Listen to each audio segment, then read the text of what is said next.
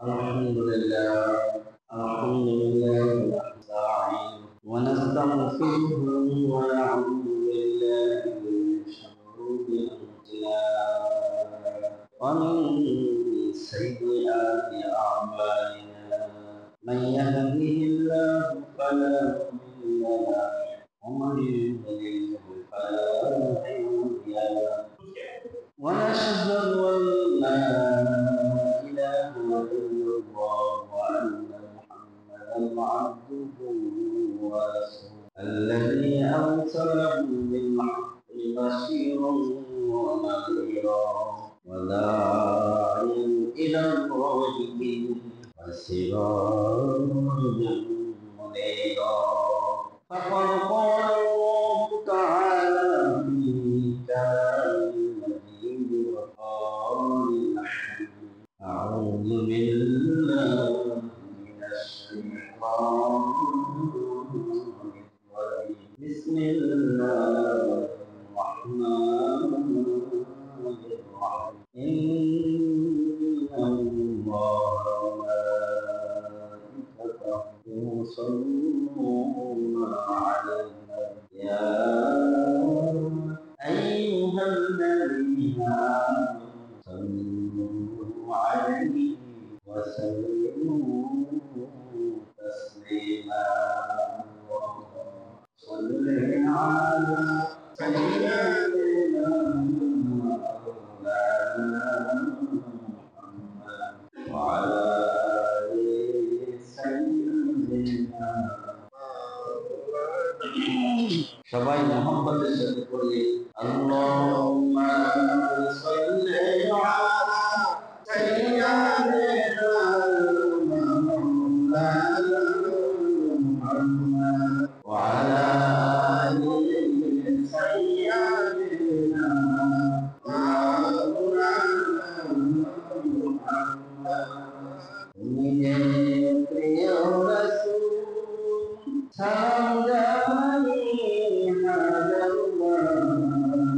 তুমি বিশ্বভুবনে থাকিত যে অন্ধকার আল্লাহুম্মা সাল্লি আলা সাইয়্যিদিনা মাওলানা মুহাম্মদ আলা আলি সাইয়্যিদিনা মাওলানা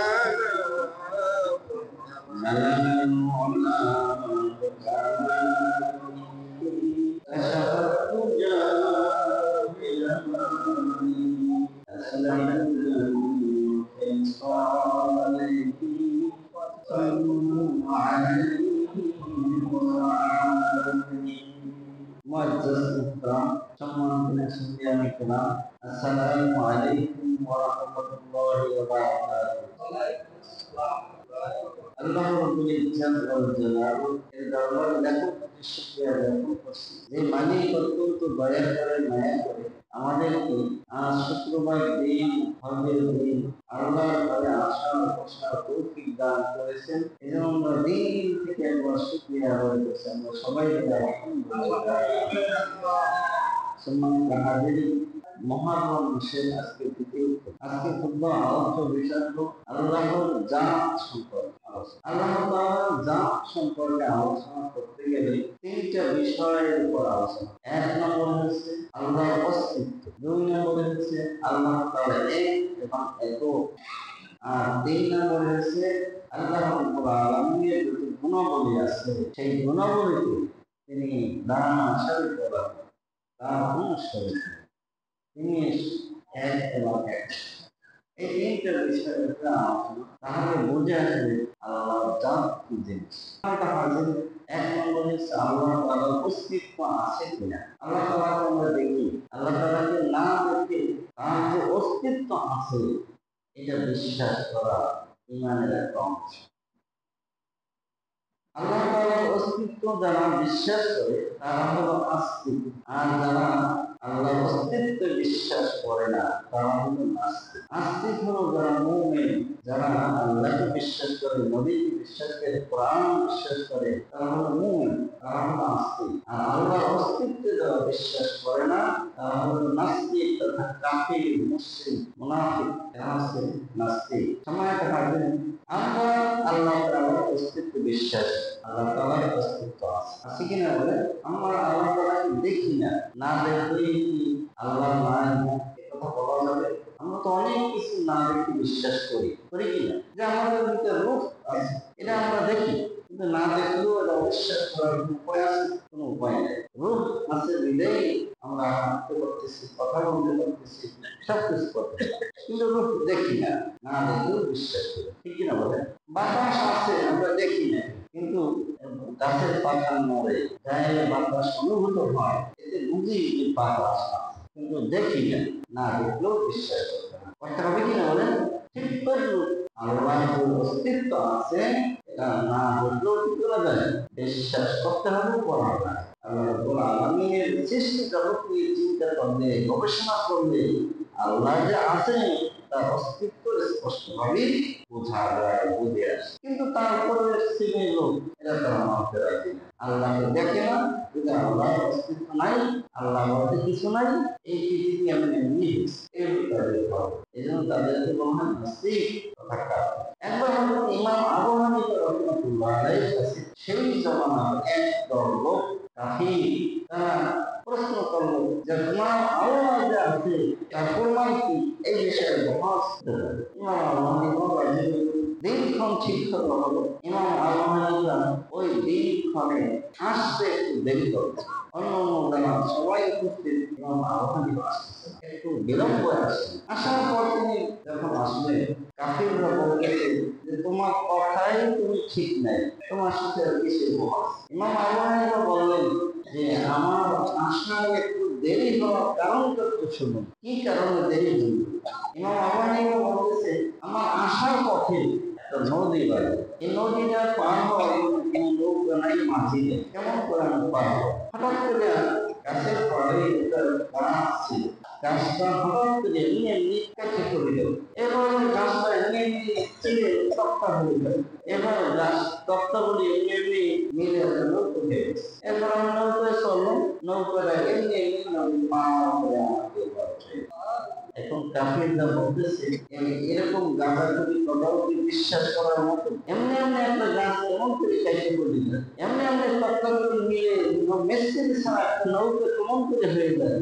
আর নৌকার মাঝি ছাড়া কেমনি এমনি এমনি নৌকায় এক পাশে গরম হয়ে যায়, এটা কিভাবে সম্ভব? ইমাম আবু হানিফা বলতেছে আমার বহাস হলো এখানে শেষ, তোমাদের কথার উপরে তোমরা চিন্তা করো যে কোনো কিছু ছাড়া যদি এমনি এমনি একটা কাজ চাইতে না করতে পারে, তক্তা দিয়ে যদি এমনি এমনি মিস্ত্রি ছাড়া একটা নৌকা হতে না পারে, আর মাঝি ছাড়া যদি এক পার থেকে আরেক পারে না যাইতে পারে, তাহলে এত বড় বিশাল পৃথিবী এমনি এমনি কেমন করে হলো? কেমন করে হলো? যেমনি ভাবে নৌকা চালাইতে যদি একজন মাঝির প্রয়োজন হয়, নৌকা বানাইতে যদি একজন মিস্ত্রির প্রয়োজন হয়, তাহলে বিশাল পৃথিবী এমনি এমনি হয় না, এর পিছনে একজন স্রষ্টা আছে, তিনি হলেন আল্লাহ। তিনি হলেন কি? সুবহানাল্লাহ। ইমাম শাফি রাহিমাহুল্লাহ তাআলার কাছে প্রশ্ন করা হলো, ইমাম আল্লাহ যে এক, আল্লাহ যে অস্তিত্ব আছে এই ব্যাপারে উদাহরণ দেন। ইমাম শাফি রাহিমাহুল্লাহ বলেন আল্লাহ যে আছে তার উদাহরণ সারা পৃথিবীতে ছড়িয়ে ছিটিয়ে আছে। আপনি একটা তুত গাছের উদাহরণ দিয়ে বলছেন, একটা তুত গাছ, এই তুত গাছের পাতা যদি রেশম পোকায় খায় তাহলে সেখানে রেশম সেটা তৈরি হয়। আবার এই তুত গাছের পাতা যদি গরু ছাগলে খায় লেলা তৈরি হয়। আবার এই তুত গাছের পাতা যদি হরিণ খায় হরিণের বেগুনাদি হয়, কষ্ট তৈরি হয় তার কিছু নামে। এই যে পাতার গুণগুণ, এটা এমনি এমনি হয় না, কোন এক মহাপ্রকৌশলী, মহাবিজ্ঞানী, মহাসংখ্যক সৃষ্টিকারী এর পিছনে কি আছে? তার হাত আছে, তার ভাষা আছে, বিদেই তুত গাছ এত গুণাগুণ পেয়েছে। এরকম ইমাম মালিক রাহমাতুল্লাহ আলাইহির কাছে জিজ্ঞাসা করা, ইমাম মালিক আল্লাহর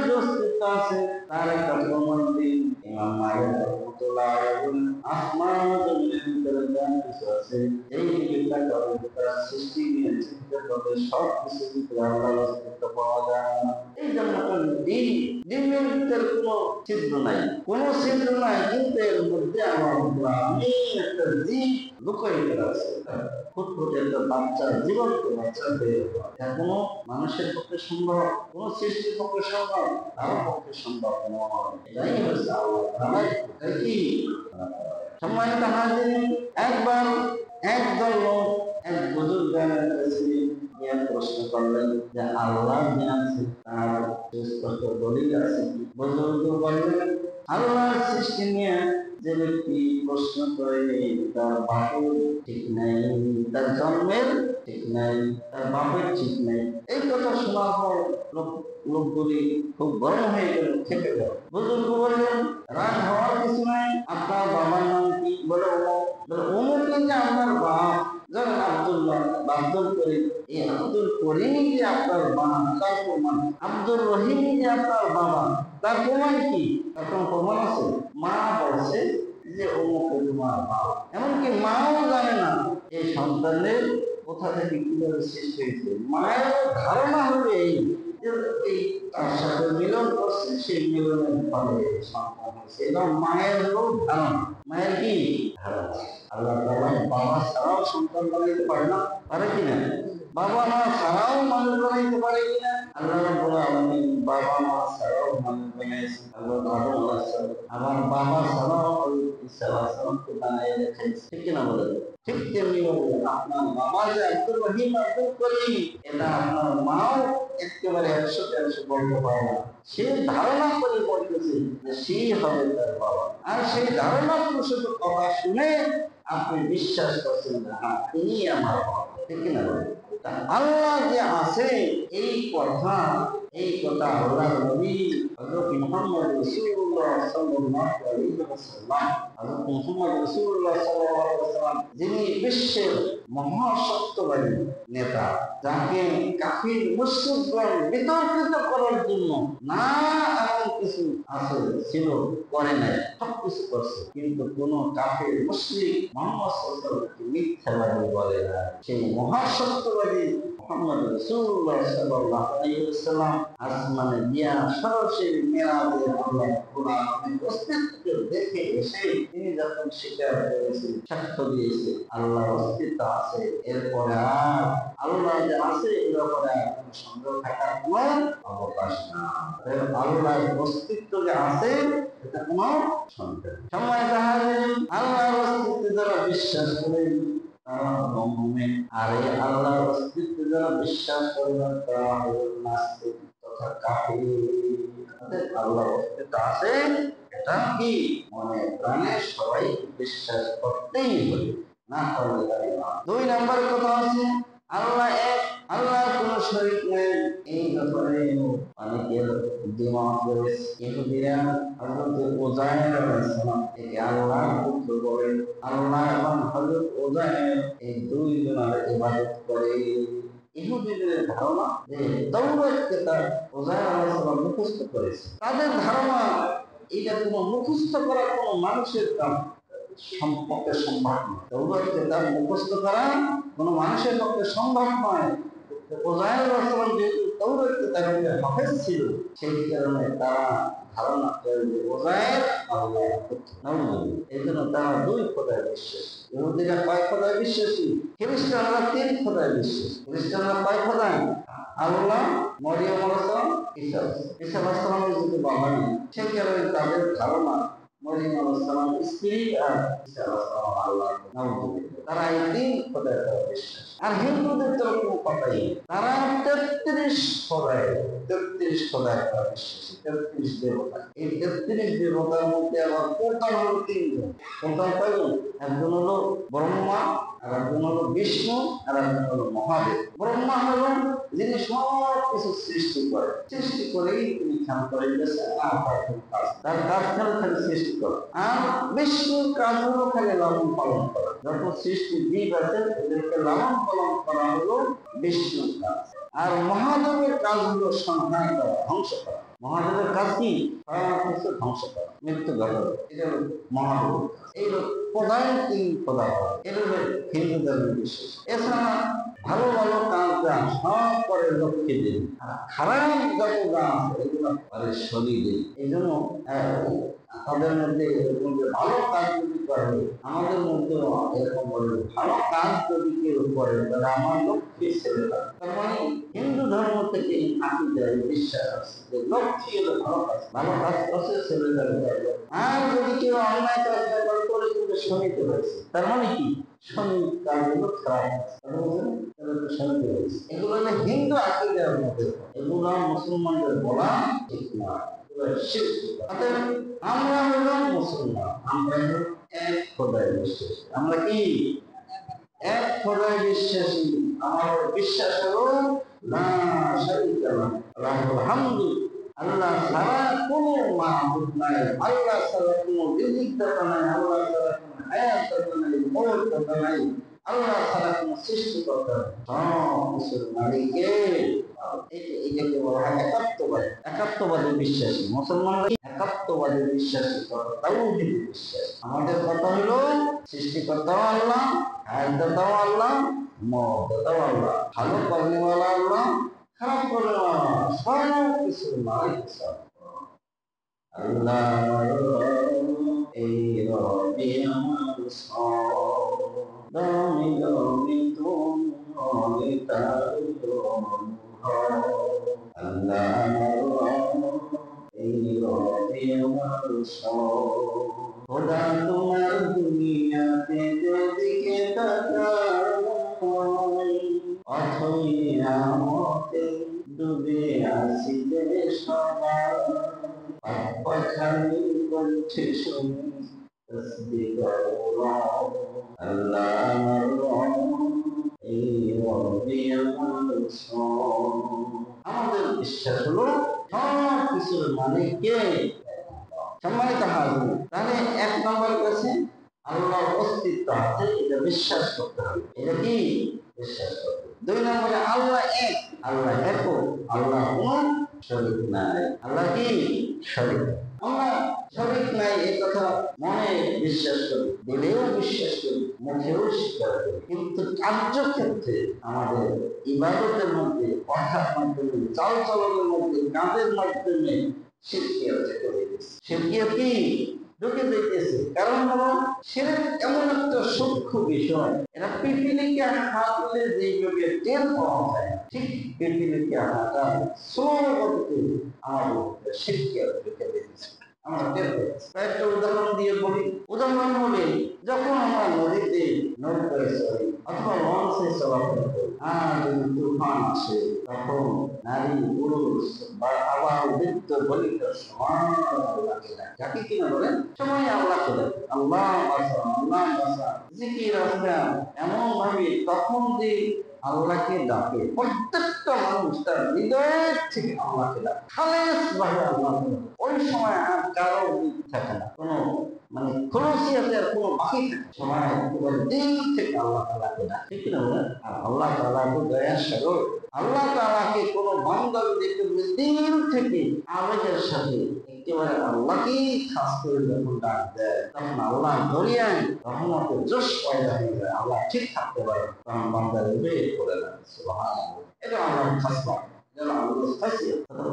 কিন্তু যখন পুকুর উঠাইয়ে দেয় তখনই বান্দা শিরকিয়াত শুরু করে দেয়। কিরকম শিরকিয়াত? কেউ বলে যে তুফানি যায় এত দক্ষ, এমন ভাবে ধরছে এরকম করে মনে লড়াই করে বেড়ায়। তুফানি যদি দক্ষ না হইতো আর কেউ বাঁচার উপায় ছিল। একথা আমরা বলি কিনা বলেন? তাহলে কি হলো? আমার বিশ্বাস কথা দ্বারা বোঝা গেল যে আমাকে তুফানি বাঁচাইয়া আল্লাহ বাঁচায়। কি বলছে? ঠিক কিনা বলেন? তাহলে কি শিরকিয়াত হইতে গেল না? এর নাম হচ্ছে শিরক। এর নাম কি? গাড়িতে সুবহানাল্লাহ পড়তে গিয়ে অনেক সময় দেখা গেল অ্যাক্সিডেন্ট হয়ে যায় বা হওয়া যায়, অ্যাক্সিডেন্ট হওয়ার সময় তালাই হেফাজত করে, তখন গাড়ি থেকে নামার পরেই কি গাড়ির ড্রাইভারের প্রশংসা শুরু হয়ে যায়। ড্রাইভারটা খুব দক্ষ ছিল বিদায় আল্লাহ বাঁচাইছে।